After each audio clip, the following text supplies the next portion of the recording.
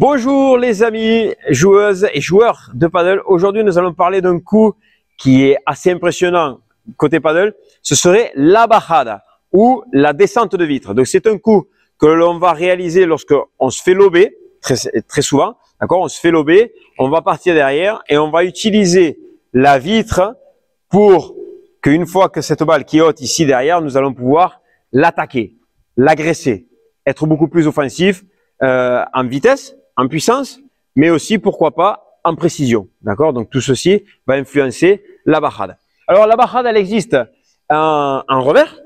On peut faire une bajada de revers.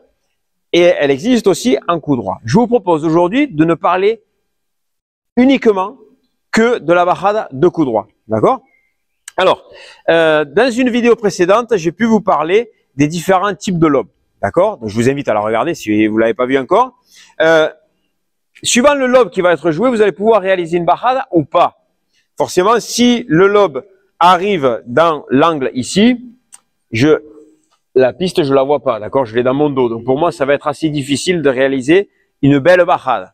Par contre, si la balle rebondit ici au milieu du terrain, je vais voir la piste et ici, je vais pouvoir décocher un joli coup pour pouvoir ensuite passer à l'attaque. OK? Donc, ce que je vous conseille dans un premier temps, c'est d'utiliser la bajada lorsque la balle rebondit en plein milieu du terrain. Après, avec l'expérience, vous allez détecter si vous avez suffisamment de place entre vous et la vitre latérale pour pouvoir réaliser une bajada qui viendrait plus sur la latérale. D'accord? Mais dans un premier temps, prenez cette habitude-là. La balle est rebondie au milieu. On utilise la bajada pour pouvoir passer à l'attaque. OK? Donc, choses qui sont importantes à comprendre. C'est que, donc nous sommes à peu près au filet. OK? Je vais mettre un peu plus loin ici, mais imaginez que je suis peut-être un peu plus près ici. Je me fais lober. Je vais partir derrière. Regardez les erreurs les plus communes que je vois sur les terrains lorsque les gens veulent réaliser une bajada. Ils partent ici, ils courent, on arrive derrière, la balle est rebondie sur la vitre et au dernier moment, eh bien, qu'est-ce que je fais? Je cherche à accélérer pour gagner le point.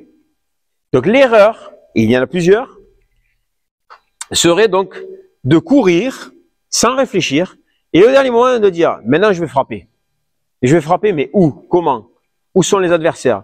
Qu'est-ce que je vais faire après la bajada?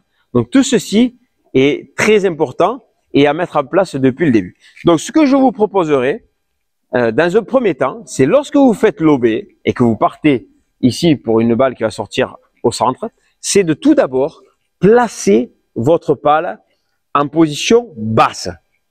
D'accord? Si vous avez la pale en position basse, vous allez pouvoir ensuite ajuster, après le rebond, votre pale suivant la hauteur de la balle.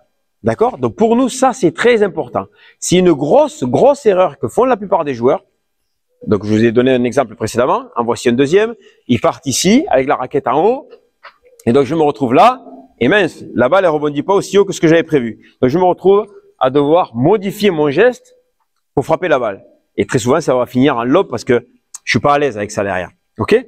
Donc prenez cette habitude, vous partez dans un premier temps, clac, pale en bas, en bas, en bas, en bas, en bas. Et donc je vais ajuster ma hauteur de pale par rapport à la balle. Si la balle est très haute, il n'y a pas de souci. Ah, je serai dans les yeux. Hop là. Donc ici, et je vais pouvoir décocher, pourquoi pas, une bajada qui va être type smash ou vibora. D'accord? Donc ce sera soit une bandeja coupée, soit une bandeja où je vais pouvoir me mettre dessous et je vais pouvoir l'attaquer. Mais tout ceci passera par un point de départ qui sera avec la pale vers le bas et j'ajuste par rapport à la hauteur de la balle. OK? Donc ça, c'est par rapport à la pale. Ensuite, mon déplacement. Je ne peux pas me permettre de partir tranquillement en marchant ici derrière et dire bon, et maintenant, qu'est-ce qui se passe? Non. D'accord? Il faut que je sois actif. Donc, ce que je vous propose, c'est de vraiment partir très vite vers l'arrière et de vous retrouver dans cette position où vous allez dire maintenant, j'ai terminé ma course vers l'arrière, je vais initier ma course vers l'avant parce que je veux repartir vers l'avant ensuite et je vais me retrouver entre la vitre et la balle. Ici sera ma meilleure position. D'accord? Si je me retrouve avec la balle derrière moi, problème. Je suis en zone compliquée, c'est difficile pour moi de négocier, donc le mieux sera de réaliser un lob. D'accord? Donc, cette zone-là, qui va être proche de la vitre sera une zone rouge. J'ai parlé dans une autre vidéo, je vous invite à regarder aussi. Donc zone rouge, c'est difficile pour moi, je joue le lob, je ne me casse pas la tête. D'accord? Donc si j'arrive moi à être entre la vitre et la balle, ici je vais pouvoir réaliser ma bajada. D'accord? Donc si on reprend, préparation dès le départ et la course avec le positionnement du corps dans le sens de la piste pour pouvoir frapper la bannière. Autre erreur très commune serait, je pars derrière, ok, j'ai bien préparé, je suis très bien, et ici je viens préparer comme ceci, de cette façon-là, pour pouvoir ensuite frapper. L'erreur est que si vous préparez grand, vous allez avoir certes beaucoup de puissance, mais par contre pas du tout de contrôle. Et ce qu'on cherche là, c'est quand même avant tout du contrôle pour placer la balle entre les joueurs, sur le côté, dans les pieds, pourquoi pas, ou sur le joueur même. D'accord? Parce qu'on cherche vraiment quelque chose pour pouvoir la suivre derrière. On ne cherche pas le point gagnant, on cherche vraiment à mettre sous pression tout de suite pour pouvoir monter derrière. D'accord? Donc, donnez-vous comme limite votre corps, la hauteur de votre corps. Si vous passez au-delà de votre corps, vous allez passer en puissance et vous allez perdre un contrôle. C'est aussi simple que ça. Donc, je suis ici, ma préparation, je pars en bas, je vais vite derrière, j'ajuste et donc là, je reste ici à hauteur de mon corps comme grand maximum. Donc là, j'y suis pas encore, vous voyez. Et à partir de là, je vais pouvoir accélérer vers l'avant. Et ça suffit. Ça suffira. Ne vous laissez même pas embarquer de cette façon-là avec une balle qui va terminer comme s'enroulant autour du cou. Ça ne sert à rien. Ce que vous cherchez, c'est à être précis et à finir vers l'avant. Donc ça, c'est le dernier point. La fin de geste, la terminaison, aller dans le sens, enfin, dans la direction que vous souhaitez jouer. Combien de joueurs sont ici, cherchent à jouer croisé à la grille, alors que eux, ils pensent qu'il faut arriver ici, à la position au filet. D'accord? Vous êtes là, je vais jouer là-bas, tac, et moi je pars ici. Ça colle pas, ça va pas. Si vous voulez jouer là-bas, allez là-bas. Donc je suis ici, je veux jouer là-bas, hop, je vais là-bas, je fais ma reprise d'appui. S'il y a besoin après, je viendrai couvrir ma position au filet. D'accord? Donc prenez vraiment cette habitude de terminer dans la direction que vous souhaitez jouer. Admettons, je cherche à jouer au centre. Donc, je suis ici, je pars en bas, la balle rebondit bien, je me mets dessous, je viens au centre et je continue vers l'avant ici. Ok? Essayez tout le temps de finir votre geste dans la direction que vous souhaitez jouer. Ok? Voilà. Et la dernière chose, vraiment pour terminer en beauté, serait le relâchement. Vous avez vu, si je me mets sous la balle ici et que je suis tendu, la balle elle va partir dehors.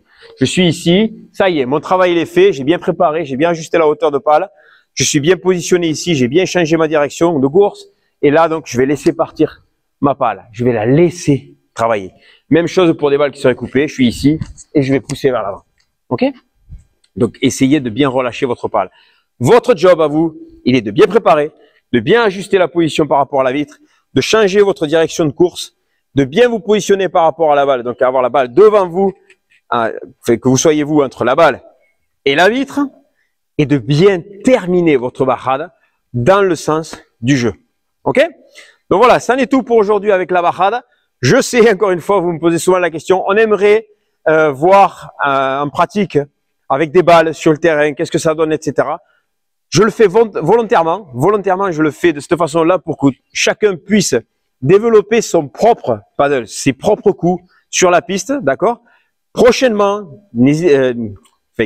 soyez-en sûrs et certaines que bientôt viendront ces vidéos où je vous mettrai les choses en pratique, d'accord?